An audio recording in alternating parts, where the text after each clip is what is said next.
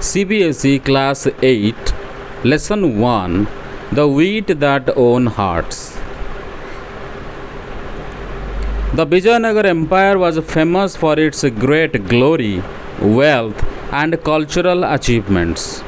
One of its best rulers was King Krishnadeva Rai, who ruled from 1509 to 1529 CE. His time as a king is called the Golden Era because art, literature, and architecture grew a lot during his rule. Krishnadeva Rai was a strong warrior and also a talented poet. He wrote famous works like the epic poem Amukta Malyada and Sanskrit play Jambavati Parinayam, which people still praise today. The king's court had 8 famous poets known as the Ashtadiggajas.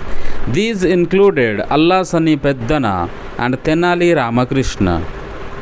Tenali Ramakrishna was special because of his quick wit, humor, and smart advice. He solved difficult problems cleverly, making him a favorite in the court and in history. Even wise kings like Krishnadeva Rai had problems sometimes. Once he had a small fight with his queen Thirumalambal. For weeks he didn't talk to her or visit her, which made the palace feel sad and quiet. The queen was very upset and tried to fix it but couldn't. So she asked Tenali Rama for help. She explained that the king wrote a poem about the sun, moon, stars, and sky. But it was confusing. When he recited it to his ministers, they avoided listening by making excuses. Later, he came to her in the evening, but she was very tired and yawned many times while he recited. The king thought she was disrespecting his poem and got angry, leaving without talking. Tenali Rama listened carefully and promised to help, but said he needed time to plan. The queen agreed and thanked him. The next day, in the busy royal court with ministers and scholars, everyone discussed how to improve paddy farming. Ideas included better irrigation and manure. Tenali Rama stood quietly with a smile, holding a plate of paddy seeds. When the king asked him, Rama said these were special seeds that could give 3 times more yield. The court laughed and whispered sarcastically, thinking it was impossible. The king said it sounded silly and that farmers might suffer if something went wrong. Rama replied that the problem wasn't the seeds but the person sowing them. If the sower yawned while sowing, the seeds would scatter badly. The court laughed more and even the king yawned without thinking. Rama explained that yawning is natural, like breathing, and everyone does it. The king suddenly understood his mistake. He remembered getting angry at the queen for yawning during his poem and felt sorry for overreacting because of his pride. That evening, the king went to the queen and apologized softly, saying he was foolish. The queen smiled and said they could forget the fight and she wanted to hear his poem now. Thanks to Tenali Rama's clever plan, the king and queen made up. The palace became happy again with joy and laughter. The royal couple gave Rama valuable gifts for his help. Now it's time for Hindi summary. CBSE Class 8 Lesson 1 The Wheat That Own Hearts. Hindi Detailed Summary. Vijayanagar साम्राज्य अपनी महानता, धन और सांस्कृतिक उपलब्धियों के लिए मशहूर था। इसके कई शानदार शासकों में से एक थे राजा कृष्णदेवराय, जिन्होंने 1509 से 1529 तक शासन किया। उनके शासन को स्वर्ण युग कहा जाता है क्योंकि उस समय कला, साहित्य और वास्तुकला ने बहुत तरक्की की।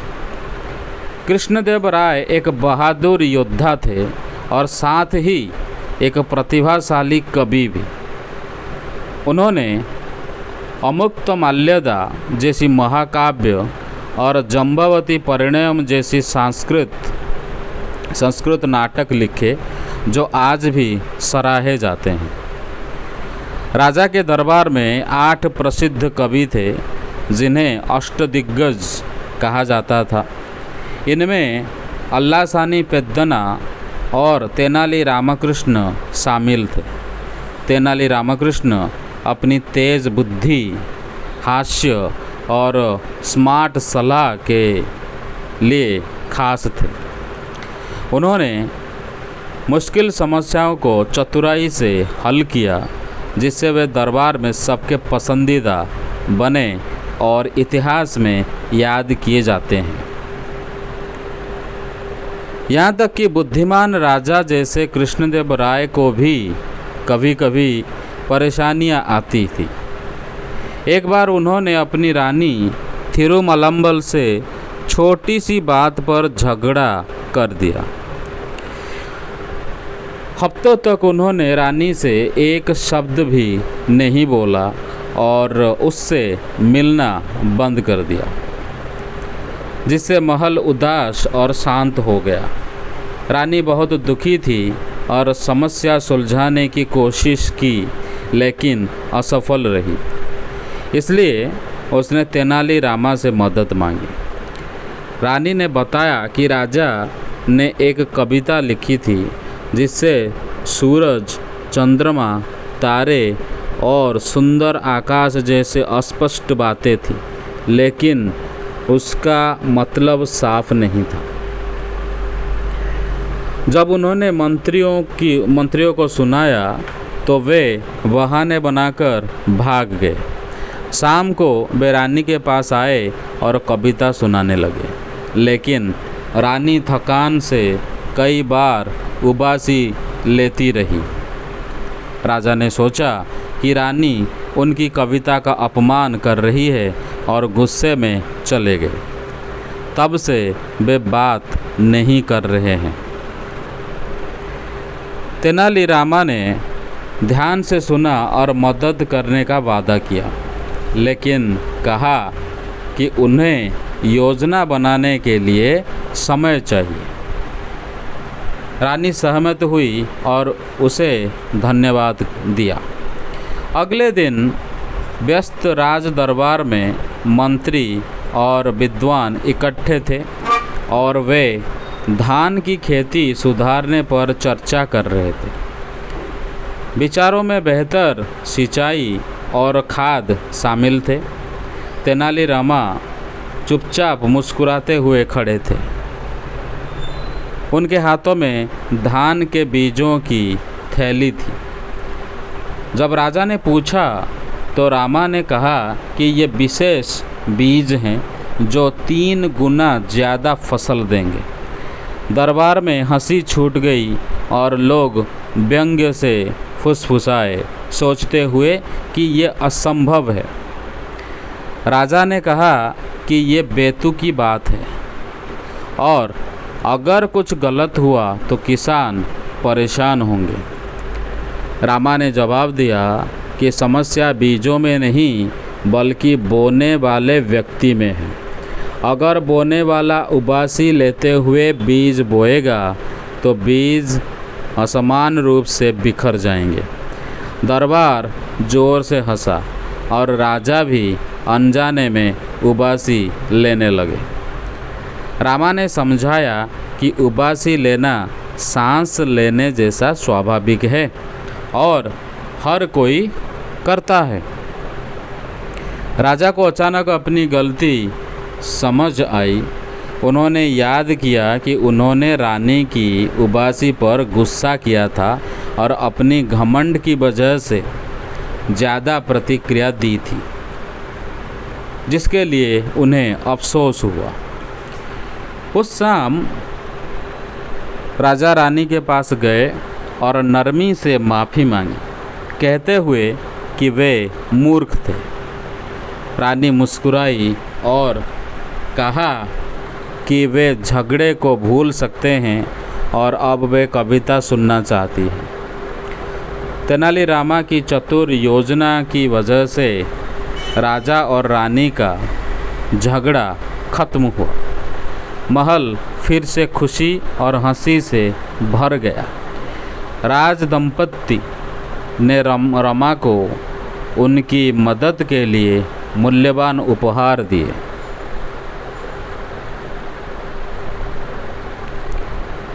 CBSE Class 8 Lesson 1 The Wheat That Own Hearts. Summary in Odia. Vijayanagar साम्राज्य तार महानता, संपद और सांस्कृतिक उपलब्धि पाई प्रसिद्ध थिला। यार अनेक शानदार शासकों मध्य राजा कृष्णदेव राय थिले, जी 1509 रु 1529 ख्रीष्टाब्द पर्यंत शासन करथिले। तांका समय को स्वर्ण युग बोली कहा जाए, कारण तांका शासन रे कला, साहित्य और वास्तुकला बहुत बढ़ी थिला। कृष्णदेव राय जड़े बलवान योद्धा थिले और साथी रे जड़े प्रतिभाशाली कवि मध्य। से अमुक्त माल्यदा भली महाकाव्य और जम्बवती परिणयम भली संस्कृत नाटक लिखिथिले, जहाँ आज मध्य प्रशंसा पाए। राजांक दरबार रे अष्टदिग्गज नाम 8 जन प्रसिद्ध कवि थिले। एमानंक मध्यरे अल्लासानी पेद्दना और तेनाली रामकृष्ण मध्य थिले। तो तेनाली रामकृष्ण तांको तेज बुद्धि, हास्य और चतुर परामर्श पई विशेष थिले। से कठिन समस्या गुड़ी को चतुरतार सह समाधान करथिले, जहा फल रे से दरबार रे समस्तंकर प्रिय होइथिले और इतिहास रे स्मरणीय होइछन्ति। बुद्धिमान राजा माने भी केबे केबे समस्यार सम्मुखीन हुअन्ति। थरे कृष्णदेव राय तांको राणी तिरुमलाम्बलंक सह छोट विषयटी रे झगड़ा करथिले। सप्ताह सप्ताह धरी से राणींक सह एक शब्द भी कथा कही नथिले और तांको भेटिबा बंद कर देथिले, जहा फल रे राजप्रसाद उदास और शांत होइगला। राणी बहुत दुखी थिले और समस्या समाधान करने को चेष्टा कले, किंतु विफल हेले। तेणु से तेनाली राम को साहाय्य मागिले। राणी कहिले जे राजा एक कविता लिखिथिले, जेउथिरे सूर्य, चंद्र, तारा और सुंदर आकाश भली अस्पष्ट कथा रहिथिला, किंतु एहार अर्थ स्पष्ट नथिला। जेतेबेले से मंत्री मानंकु सुनाइले, से माने बाहाना करी चलीगले। संध्यारे से राणी पाखकु आसिले और कविता सुनाइबाकू आरंभ कले, किंतु राणी क्लांत हो जाइथिबारु अनेक थर हाई मारिथिले। राजा भाविले जे राणी तांको कवितार अपमान करुछंती और रागरे से जागारु से चलीगले। ता परठारु से तांको कथा कहूनाहांती। तेनाली राम ध्यान दे शुणिले और साहाय्य करने प्रतिश्रुति देले, किंतु कहिले जे योजना तैयारी करने को समय दरकार। ରାଣୀ ସହମତ ହେଲେ ଓ ତାଙ୍କୁ ଧନ୍ୟବାଦ ଦେଲେ। ପରଦିନ ବ୍ୟସ୍ତ ରାଜଦରବାରରେ ମନ୍ତ୍ରୀ ଓ ବିଦ୍ୱାନମାନେ ଏକତ୍ର ହୋଇଥିଲେ ଓ ସେମାନେ ଧାନ ଚାଷ ସୁଧାରିବା ଉପରେ ଆଲୋଚନା କରୁଥିଲେ। ବିଚାରଗୁଡ଼ିକରେ ଭଲ ସିଞ୍ଚନ ଓ ଖାଦ୍ୟ ଅନ୍ତର୍ଭୁକ୍ତ ଥିଲା। ତେନାଲି ରାମ ଚୁପଚାପ ହସ ହସ ମୁହଁରେ ସେଠି ଠିଆ ହୋଇଥିଲେ। ତାଙ୍କ ହାତରେ ଧାନ ବିହନର ଗୋଟିଏ ଥାଳି ଥିଲା। ଯେତେବେଳେ ରାଜା ପଚାରିଲେ, ରାମ କହିଲେ ଯେ ଏହି ବିଶେଷ ବିହନ ଗୁଡ଼ିକ 3 ଗୁଣା ଅଧିକ ଫସଲ ଦେବ। ଦରବାରରେ ସମସ୍ତଙ୍କର ହସ ଛୁଟିଗଲା। ଲୋକମାନେ ବ୍ୟଙ୍ଗରେ ଫୁସ୍ଫୁସ୍ କଥା ହେଲେ, ଭାବିଲେ ଯେ ଏହା ଅସମ୍ଭବ। ରାଜା କହିଲେ ଯେ ଏହା ବେକାର କଥା ଓ ଯଦି କିଛି ଭୁଲ ହେଲା ତେବେ କୃଷକମାନେ ହଇରାଣ ହେବେ। ରାମ ଉତ୍ତର ଦେଲେ ଯେ ସମସ୍ୟା ବିହନରେ ନୁହେଁ ବରଂ ବୁଣୁଥିବା ବ୍ୟକ୍ତିରେ ଅଛି। ଯଦି ବୁଣୁଥିବା ବ୍ୟକ୍ତି ହାଇ ମାରି ବିହନ ବୁଣିବ ତେବେ ବିହନ ଗୁଡ଼ିକ ଅସମାନ ଭାବରେ ଛିଞ୍ଚି ହୋଇପଡ଼ିବ। ଦରବାର ଜୋରରେ ହସିଲା ଓ ରାଜାମୟୀ ଅଜାଣତରେ ହାଇ ମାରିଦେଲେ।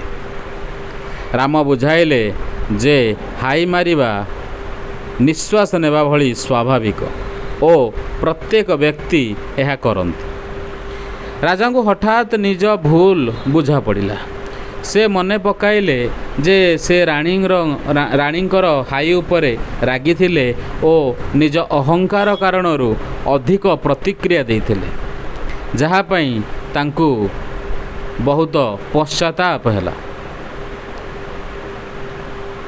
ସେହି ସନ୍ଧ୍ୟାରେ ରାଜା ରାଣୀ ପାଖକୁ ଗଲେ ଓ ନରମ ଭାବରେ କ୍ଷମା ମାଗିଲେ। କହିଲେ ଯେ ସେ ମୂର୍ଖ ଥିଲେ। ରାଣୀ ଟିକେ ହସିଲେ ଓ କହିଲେ ଯେ ସେମାନେ ଝଗଡ଼ାକୁ ଭୁଲି ଯାଇପାରିବେ ଓ ଏବେ ସେ କବିତା ଶୁଣିବାକୁ ଚାହୁଁଛନ୍ତି। ତେନାଲି ରାମଙ୍କ ଚତୁର ଯୋଜନା କାରଣରୁ ରାଜା ଓ ରାଣୀଙ୍କ ଝଗଡ଼ା ଶେଷ ହେଲା। ରାଜପ୍ରାସାଦ ପୁନର୍ବାର ଖୁସି ଓ ହସରେ ଭରି ଉଠିଲା। ରାଜଦମ୍ପତି ରାମଙ୍କୁ ତାଙ୍କ ସାହାଯ୍ୟ ପାଇଁ ମୂଲ୍ୟବାନ ଉପହାର ଗୁଡ଼ିଏ ପ୍ରଦାନ କଲେ।